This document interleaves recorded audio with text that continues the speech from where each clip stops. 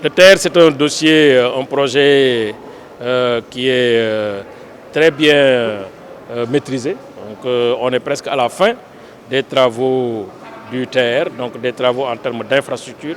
La plateforme ferroviaire est terminée à 100%. Les autres marchés sont bouclés. Il reste 2 marchés en suspens.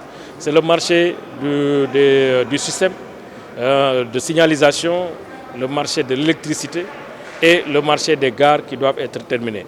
Pour ce qui concerne le marché des systèmes, on n'a pas de doute que le titulaire du marché, qui est un groupement international qui a une signature de renommée mondiale, accomplira dans le cadre de ses engagements, décembre 2020, toutes les tâches qui lui incombent. Il restera à mettre un peu de pression sur les entreprises sénégalaises qui doivent terminer les gares, bien sûr, parce que sur la volonté du chef de l'État, une partie de ces marchés avait été dévolue aux entreprises sénégalaises. Ces entreprises sénégalaises, malheureusement, en l'état actuel, traînent un peu les pieds, mais nous sommes en train de discuter avec elles pour trouver les meilleures dispositions nécessaires pour accompagner et finaliser ces travaux. Donc en principe, il ne reste pas grand-chose.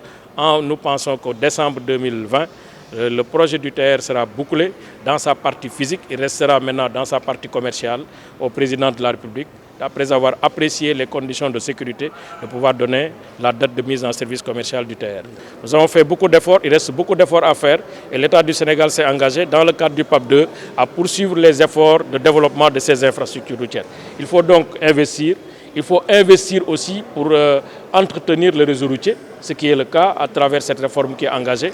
Mais il faut aussi des comportements qui nous permettent aussi de préserver. Parmi ces comportements, c'est la discipline, c'est le respect de la réglementation sur les charges à l'essieu. Ça, l'UEMOA a réglementé à travers une directive depuis 2005, le règlement 14, qui est d'application immédiate dans tous les États de l'UEMOA, y compris donc le Sénégal.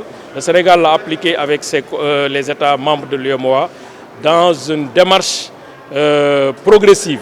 Aujourd'hui, nous sommes presque à la phase terminale où en mars 2021, tous les pays se sont engagés à appliquer de manière intégrale le règlement et le Sénégal ne fera pas défaut par rapport à ces engagements.